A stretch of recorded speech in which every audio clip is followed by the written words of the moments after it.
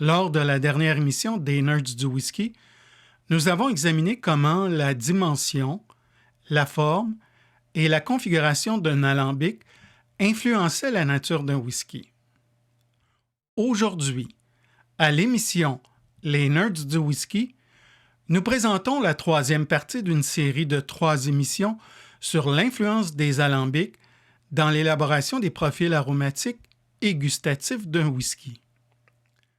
Dans ce dernier volet, nous allons étudier plus en détail les alambics de certaines des distilleries les plus réputées et voir s'il existe une corrélation entre leurs alambics et les principales caractéristiques de leur whisky.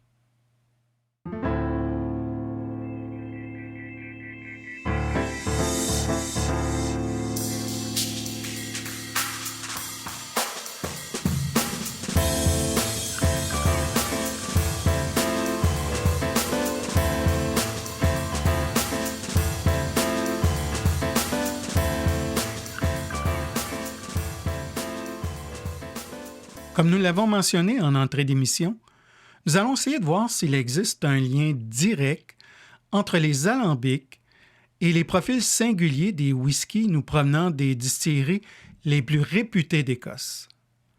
Pour ce faire, nous avons choisi de regarder de plus près les alambics des distilleries Macallan, Glenfiddich, Lagavulin, Laphroaig et Talisker. Leurs whiskies sont bien connus des amateurs. Il devrait être plus facile de tirer des conclusions en regard à notre question de départ.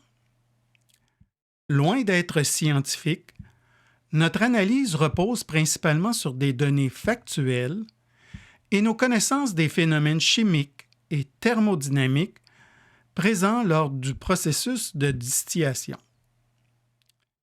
Cette étude approfondie des alambics des distilleries ciblées est aussi supportée par une revue de littérature sur le sujet. Nous ne sommes pas chaudronniers, c'est-à-dire cet artisan spécialisé dans la fabrication et la réparation d'objets en métal. Nous ne sommes pas non plus un maître distillateur. Par conséquent, la marge à l'interprétation n'est donc pas négligeable.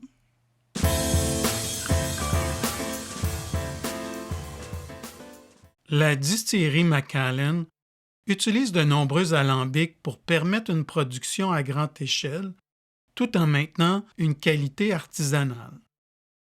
Les alambics de première distillation mesurent 7 mètres de haut et ont une capacité d'environ 8000 litres. Leur forme de bulbe et leur grande surface de cuivre permettent d'éliminer les composants soufrés et de produire des esters, ce qui ajoute des notes fruitées, florales ou épicées au whisky. La hauteur et la largeur du chapiteau favorisent la condensation et le retour des vapeurs lourdes vers la bouilloire. Le reflux accru raffine le distillat, donnant au whisky de Macallan leurs arômes intenses et saveurs complexes. La largeur du col de cygne et la longueur du bras de ligne augmentent l'interaction avec les vapeurs lourdes. Ceci permet d'acheminer les composés denses vers le condenseur, contribuant ainsi à la richesse et à la profondeur du whisky. Les alambics de seconde distillation sont plus petits, avec une capacité de 3900 litres, soit la moitié de celle des alambics de première distillation.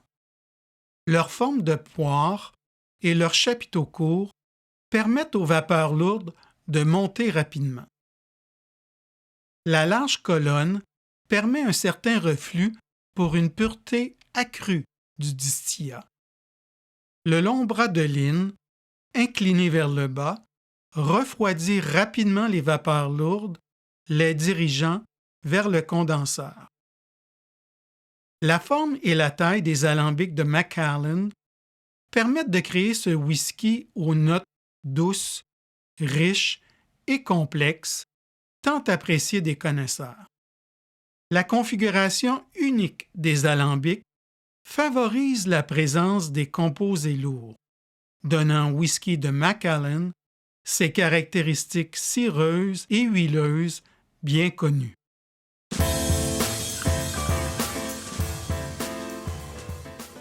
La distillerie Glenfiddich est l'un des plus grands producteurs mondiaux de whisky, avec une capacité annuelle de 21 millions de litres. Depuis son agrandissement en 2019, Glenfiddich dispose de 42 alambics pour produire son whisky. Parmi ceux-ci, 14 sont des alambics de première distillation de grande taille, avec des bouilloires de près de 9000 litres. Ces alambics ont une forme de poire allongée et possèdent un long chapiteau étroit, favorisant une interaction accrue entre le cuivre et les vapeurs. Cela permet de transformer davantage les éléments soufrés en sulfate de cuivre, purifiant ainsi le distillat. La hauteur de la colonne et la forte présence de cuivre favorisent un reflux interne, ainsi que le phénomène d'estérification. Ces processus contribuent à la production d'un distillat plus pur et doux, à l'origine des notes fruitées et florales caractéristiques du whisky de Glenfiddich. Les cols de cygne de ces alambics sont courbés à environ 25 degrés vers le bas et se prolongent en un long bras de ligne. Cette configuration permet un écoulement rapide des vapeurs refroidies vers le condenseur. Glenfiddich possède également 28 alambics de seconde distillation. Plus petits et moins volumineux, ils ont une capacité de 4500 litres chacun. La moitié de ces alambics ont une forme de lanterne avec une colonne conique, tandis que l'autre moitié possède une boule d'ébullition à la base du chapiteau. Pour la seconde étape de la distillation, les bas vins sont répartis également dans chacun des différents alambics de seconde distillation. Les distillats finaux seront ensuite assemblés pour obtenir le spiritueux fruité et doux recherché par Glenfiddich. La forme de ces alambics aide à éliminer les composants soufrés et à augmenter le reflux, particulièrement dans les alambics avec protubérance. Les particularités de ces alambics produisent un spiritueux typique de Glenfiddich, léger, délicat et raffiné. La grande surface cuivrée à l'intérieur des alambics en forme de lanterne permet une meilleure production d'ester, donnant au whisky Glenfiddich ses notes fruitées d'agrumes confits et de fruits exotiques. Comme pour les alambics de première distillation, tous les alambics de seconde distillation ont un long bras de ligne en pente descendante, favorisant la rétention des esters et des composés aromatiques légers essentiels au style distinctif de Glenfiddich.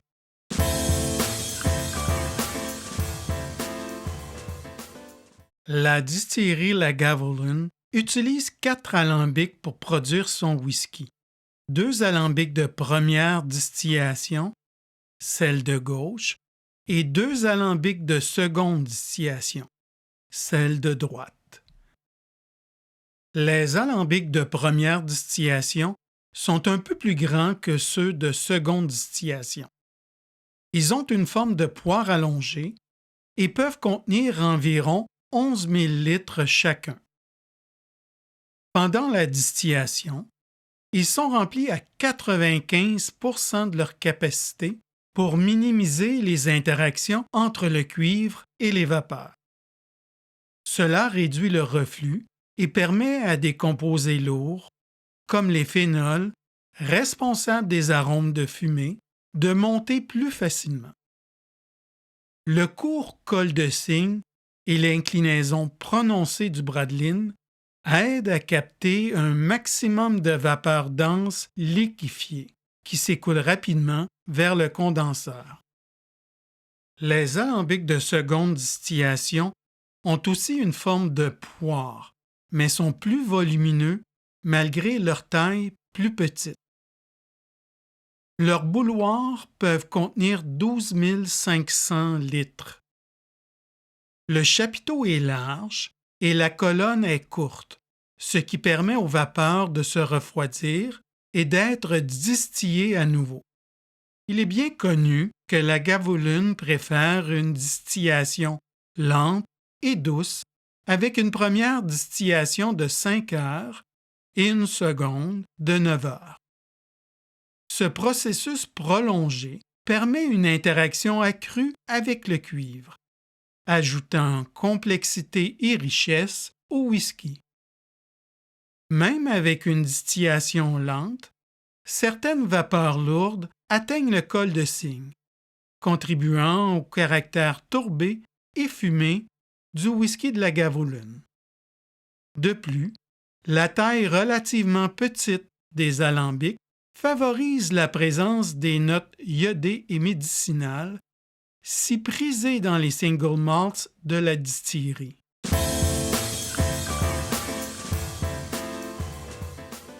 La plupart des distilleries ont un nombre égal d'alambics pour les 2 étapes de distillation. Cependant, Laphroaig en a 3 pour la première distillation et 4 pour la seconde. Depuis plusieurs décennies, Laphroaig utilise un processus de distillation lent et à feu doux pour donner à ses whiskies leur caractère unique.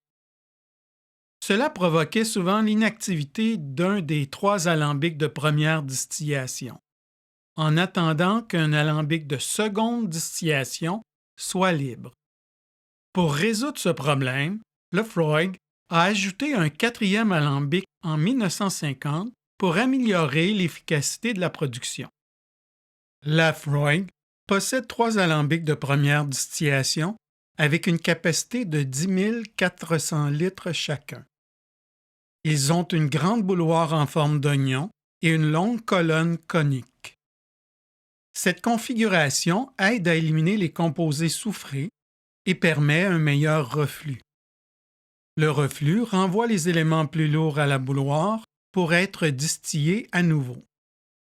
Il permet d'atténuer en partie la puissance de la fumée de la tourbe pour laisser plus de place aux arômes et aux saveurs plus douces si caractéristiques des whiskies de Laphroaig.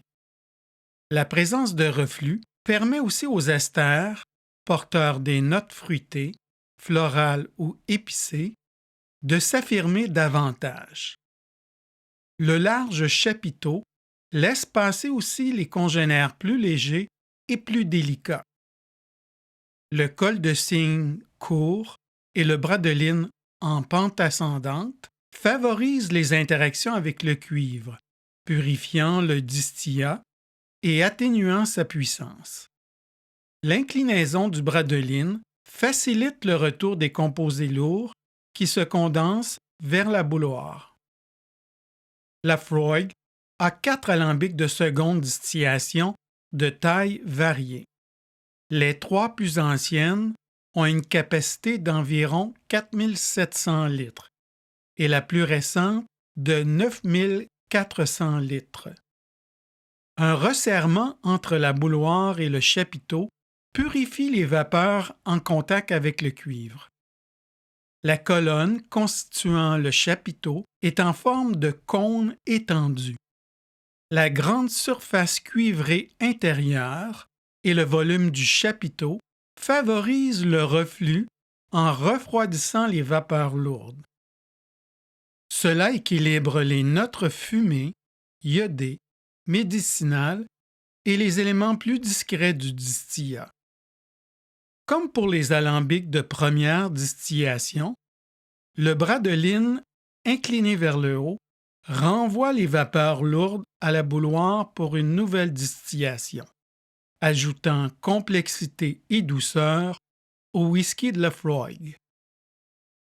Le processus de distillation lent et à feu doux, privilégié par Laphroaig pour la seconde distillation, permet de mieux contrôler l'évaporation des composés légers comme l'éthanol.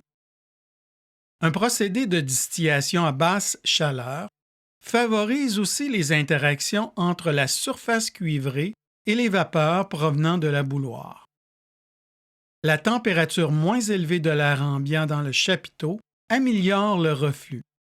Cela élimine plus de composés soufrés et équilibre les congénères délicats avec les notes fumées, iodées et médicinales.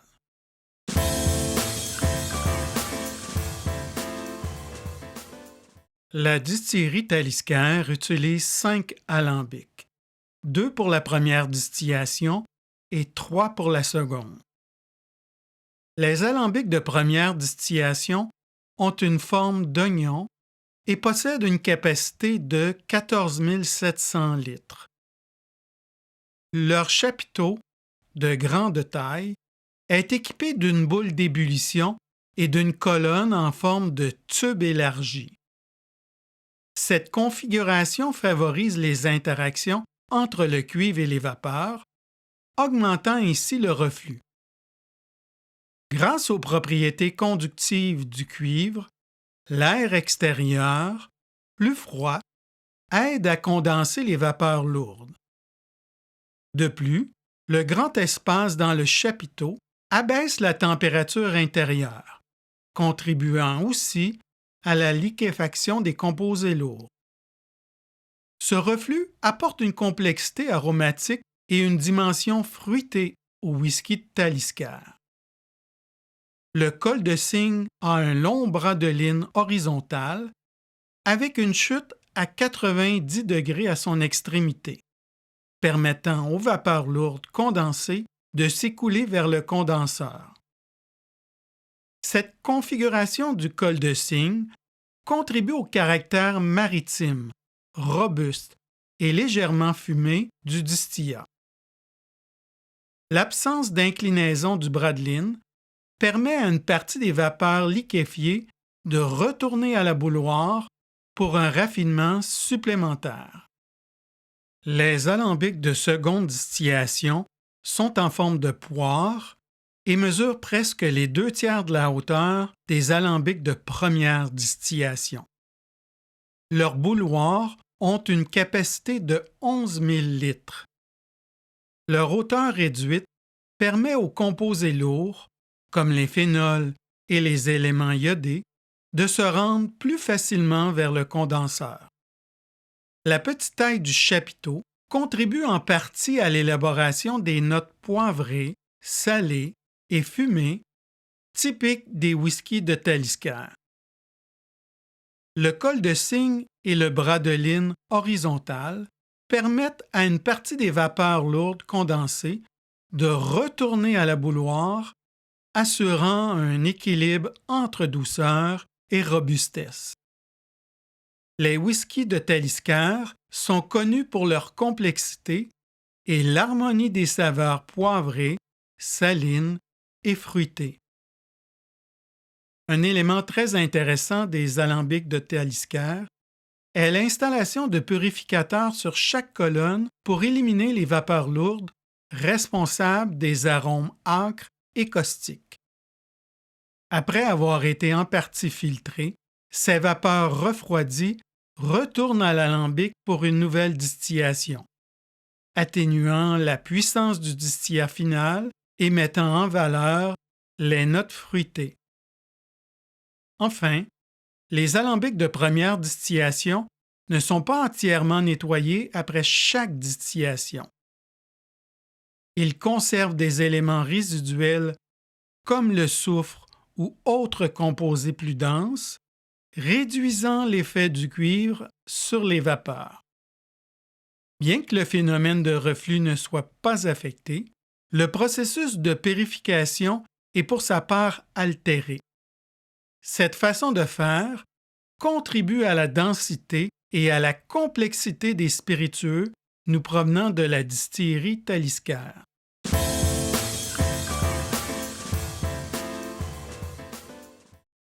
Malgré un échantillonnage limité, notre étude des alambics de 5 distilleries réputées montrent une corrélation entre les profils aromatiques et gustatifs d'un whisky et les alambics utilisés. Toutefois, le maître distillateur peut aller à l'encontre de la taille, de la forme ou de la configuration de ses alambics et modifier le caractère du distillat en jouant avec certains paramètres de la distillation. Par exemple, il peut ajuster le niveau du mou dans la bouilloire pour modifier le ratio cuivre-vapeur dans l'alambic. Une petite quantité de mou dans la bouilloire réduit la quantité des composés soufrés, augmente le reflux dans l'alambic et favorise le développement des esters. À l'inverse, un niveau élevé de mou dans la bouilloire augmente la présence d'éléments plus lourds dans le distillat. Le distillateur peut aussi contrôler la distillation en ajustant la température lors du chauffage du mou.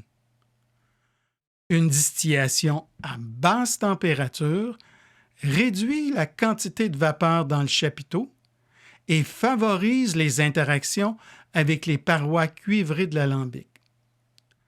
En revanche, chauffer le mou à une température plus élevée augmente la vapeur au niveau du chapiteau. Cette vapeur réchauffe l'air ambiant, ce qui réduit le reflux et permet aux vapeurs plus lourdes de monter vers le col de cygne et le bras de ligne. Les méthodes d'entretien des alambics peuvent également influencer les arômes et le goût du whisky. Une surface intérieure encrassée donne un distillat plus rustique, plus lourd et plus complexe. Les parois cuivrées éliminent moins bien les composés soufrés et les éléments lourds des vapeurs montantes. J'espère que cette émission des Nerds du Whisky vous a plu. Pour être informé des nouvelles parutions sur Whisky et compagnie ou recevoir nos communications écrites, abonnez-vous à notre chaîne. Vos commentaires sont grandement appréciés et nous motivent beaucoup, tout comme vos mentions de pouce vers le haut. Je vous souhaite une merveilleuse semaine et nous avons hâte de vous revoir la semaine prochaine pour une nouvelle émission de Whisky et compagnie. À bientôt.